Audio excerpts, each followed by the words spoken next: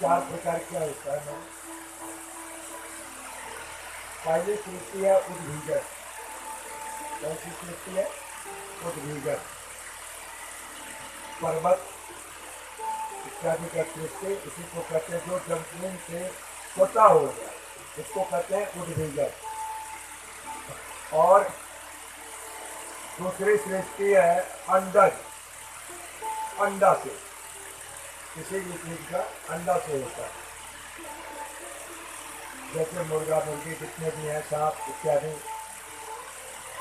तीसरी सृष्टि है जरायुज, जरा से, नाल से, मनुष्य का भी और गौ इत्यादि का नार होता है जिससे लगा हुआ होता है पक्षी का। और चौथी सृष्टि है स्वेदक, पसीना इत्यादि से उत्पन्न होना।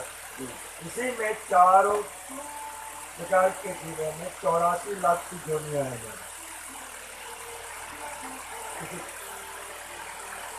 अब आप कौन कैसा श्रेष्ठ है उसको भी देखें। पर्वत पे जो उद्भिजक कहलाते हैं, उससे श्रेष्ठ है वह जीव जो कि ससरता है, जैसे सांप इत्यादि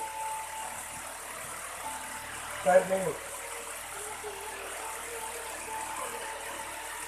उससे श्रेष्ठ है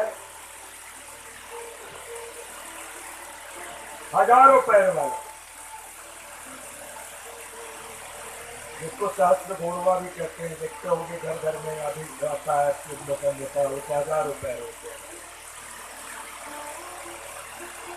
उससे श्रेष्ठ होता है 4 पैर वाला। उससे श्रेष्ठ होता है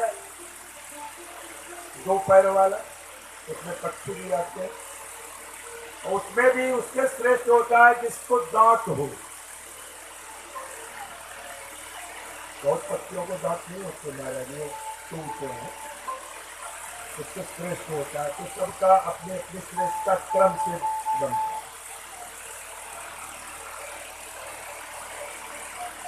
और उसके बाद जिसको दांत होते हैं, फिर इस सब में कोई चिंतन करने वाला नहीं होता। उसमें मनुष्य ही एकमात्र जीव है जो कि चिंतन करता है। इस 84 लाख जोनियों को काट करके हम वहां पर आते हैं। और जब मानव जोनि प्राप्त करते हैं और फिर भी हम अगर गलती करते हैं, तो आप कल्पना करो कि हम कितने गुणवान हैं अथवा मूर्ख हैं। अपनी मूर्खता और गुणवान की बात कहीं और नहीं, स्वयं में परीक्षा लो, स्वयं। भगवान कल बताया था आप लोगों को, जतश्चात् सर्वत्र सर्वदा। भगवान ऐसे हैं जो सभी जगह सभी समय में उपस्थित है।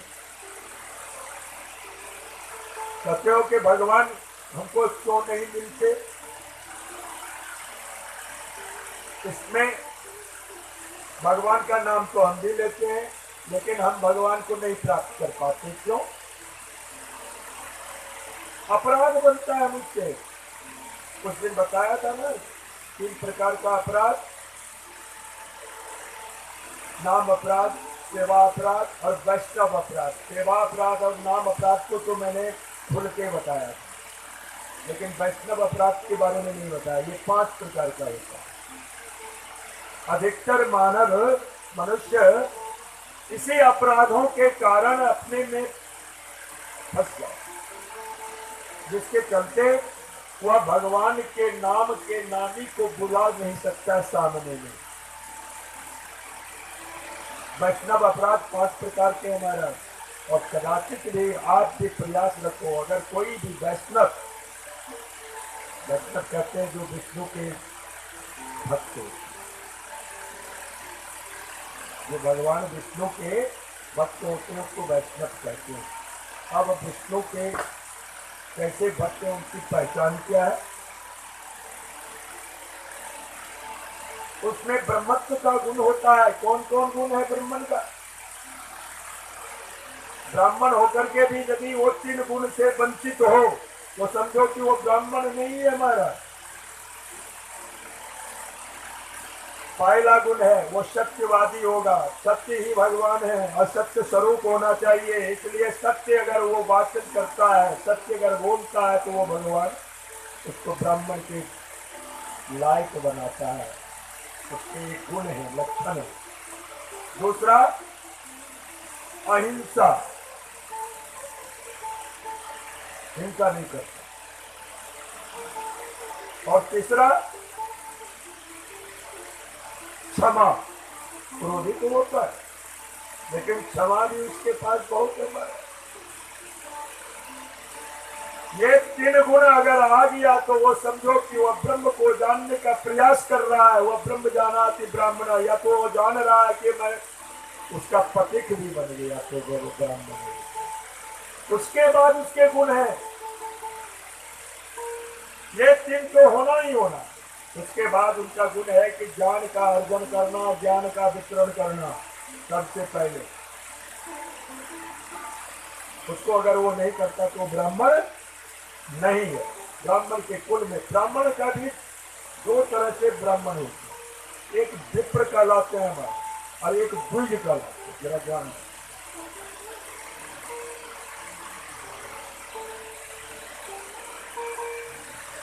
एक तो वो शोत्रानुगत उनका जन्म हो वंश में, ब्राह्मण का वंश में पहला शोत्र गुण होना चाहिए, उनके शोत्र से उनका जन्म हुआ हो। दूसरा ये जो आज अभी मैंने यज्ञोपवीत के माध्यम से गायत्री की बात कहा, जिसका धारण करके आज यज्ञोपवीत धारण करते हैं, वो दूसरा जन्म होता है, इसका क्या होता है, वही वो ब्राह्मण। आज भी ब्राह्मण 4 वंशों में 3 जाति को होना है ना, उसके अधिकारी हैं। ब्राह्मण क्षत्रिय भी ब्राह्मण को है और वैश्य भी, ये द्विज बनने का अधिकार है शास्त्र। अब तो ब्राह्मण बालक भी, महाराज मन से कह रहा हूँ, बड़ा दुख होता है उस यज्ञोपवीत का अपमान करके घर में रख दे। क्षत्रिय तो करीब करीब रख ही चुके। बोलो वृंदावन बिहारी लाल। ब्राह्मणों के यहाँ भी यह गुण हो रहा है। तो हम अपने अपने सदाचार को छोड़ रहे हैं। आप अगर अपने आप को इस पथ के पथिक बनाते हो तो आचार संहिता का लागू करना होगा। और वह आचार संहिता मनुस्मृति है। वह मनु जो अभी मैंने कहा, मनुस्मृति से ही आचार संहिता बनाना, उसके पालन करने में, अन्यथा आप इस पद के पथिक नहीं हो सकते। क्यों? कहोगे कि कर्म के बल पर हम, धन के बल पर हम खरीद लेंगे, तो वो कदाचित नहीं हो सकता। मैंने कहा था ना कि भक्ति पहले कहती किसको, बिना भक्ति का भगवान की प्राप्ति आपको असंभव है। वह भक्ति कैसी होती है? सा भक्ति प्रेम स्वरूप। वह भक्ति प्रेम का रूप है। बड़ा बढ़िया उदाहरण दिया है रूप गोस्वामी पाद ने भक्ति रसामृत सिंधु में। अन्य अभिलाषिता शून्यम, क्या कहते हैं? जहां आपकी कभी भी कोई इच्छा ही ना हो, अभिलाषाओं से शून्य रहो। अन्य अभिलाषिता शून्यम ज्ञान कर्मावृतम, ज्ञान और कर्म से जो अनावृत हो, आवृत नहीं।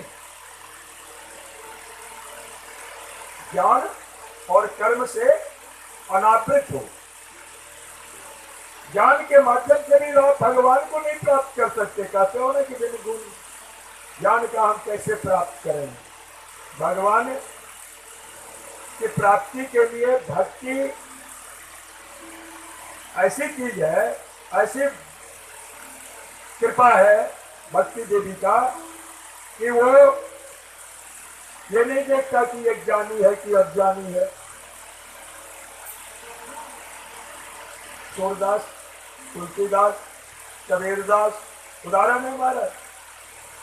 कोई ज्ञान की बात तो कोई विद्यालय में नहीं पढ़ा। और भक्ति काल में इन लोगों का आगमन हुआ था। आज से मात्र 500 वर्ष पूर्व की कथा है। ये भक्त काल कहलाता था उस समय। आज जो तुलसी कृष्ण रामायण आप देख रहे हो उन्हीं की देन है। आज एक एक पंक्ति पर अभी हिंदी साहित्य में लोग उसका डॉक्टरेट करते हैं, एक एक दोहे पर। कहते हैं अन्य अभिलाषिता शून्यम ज्ञान कर्म अज्ञानवतम। ज्ञान और कर्म से अनावृत हो। और क्या? अनुकूल्यन, अनुकूल भाव से हो। भगवान क्या चाहते हैं ये अपने आप में आपको अपना प्रतिबिंब दिखने लगेगा। उनकी क्या इच्छा है, उनकी कैसे मैं सेवा करूं। ज्ञान कर्म अज्ञानवतम अनुकूल्यन। यहाँ पर कृष्ण शब्द ही कहा। क्या कहा? कृष्णानुशीलनम भक्तिरोत्तमा। अनुशीलन कहते हैं कि उनका मनन करना, चिंतन करना, उनकी सेवा में लग जाना। कृष्ण शब्द दिया। ये भगवान कृष्णास तो स्वयं भगवान है। कृष्णास तो स्वयं भगवान। भगवान शब्द से विभूषित, जिसके बारे में वेद भी नेति नेति कर देता है। और उसको हम कैसे प्राप्त कर सकते हैं? एकमात्र भक्ति से। और वह भक्ति कैसे पैदा कर सकते हैं हम अपने आप में? तुलसी ने नवधा भक्ति की चर्चा की है। मैं गोस्वामी जी ने नवधा भक्ति की चर्चा की है। वह नवधा भक्ति, उसमें भी 3 बहुत मुख्य है। इसको रख लो तो समझ लोगे कि भक्ति का हम आश्रय ले लिए। स्मरण। और स्मरण कैसा हो? अब देखो, स्मरण करने के लिए कौन इंद्रियां करेगी? नहीं। इंद्रियों का स्वामी कौन? मन। मन से ही आप तुमको प्राप्त कर सकते हो, कर्म से नहीं। ये जो इंद्रियां है ना हमारी, 5 कर्म इंद्रियां, 5 ज्ञान इंद्रियां। ज्ञान इंद्रियों ने देखा, सुना, रसपान किया, वह तुरंत आदेश दे दिया कर्म इंद्रियों को उसको प्राप्त करो। इच्छा हो गई, ये कार हमको लेनी है, अब कार के लिए तैयार हो गए। इच्छा हो गई, ये सुंदर है वस्तु, उसको प्राप्त करने के लिए तैयार हो गए। कोई शब्द मीठा लगा, ये इंद्रिय, और वो किसको ट्रांसफर कर देती है? मन को। और मन अब उसमें आसक्त हो जाता है उसको प्राप्त करने के लिए। और कर्म करने के लिए कैसा कल बताया था? आसक्ति विहीन हो जाए। परिणाम मत चाहो। परिणाम जैसे ही चाहोगे कि आप बंधन को स्वीकार करोगे, कर्म तो आपसे होगा।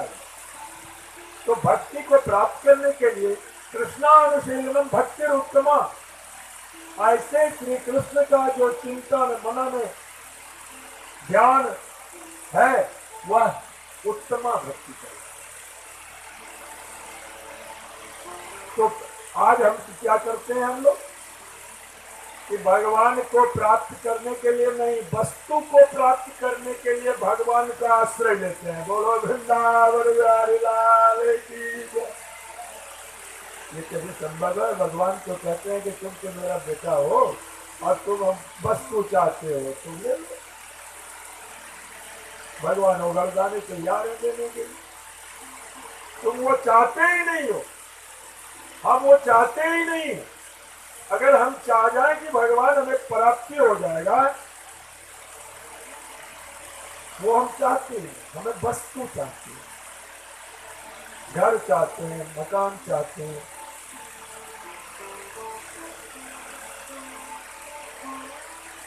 ये सुख की वस्तु है, आनंद का नहीं। ये सुख का ह्रास होता है। आप तो आनंदमय स्वयं में केवल भूल गए हो अपने आप को। रसंग हवायंग लब्ध्वा आनंदी भवति। हर जीव आनंद की तलाश में और सुख के चक्कर में हम लोग फंस जाते हैं। तो मैं आपको एक बात बता दूं, क्या आप पहले कर्म करने के लिए, क्रिया कैसे करो भगवान की प्राप्ति के लिए, हम कैसे चाहेंगे, तो पहले भगवान का बन जाओ। कल मैंने बताया था कि कोई सब संबंध उनसे जोड़े, चाहे वो मेरे माता पिता हो, या वो हमारे बेटे हो, या वो हमारे स्वामी हो, या हमारे वो प्रेमी हो।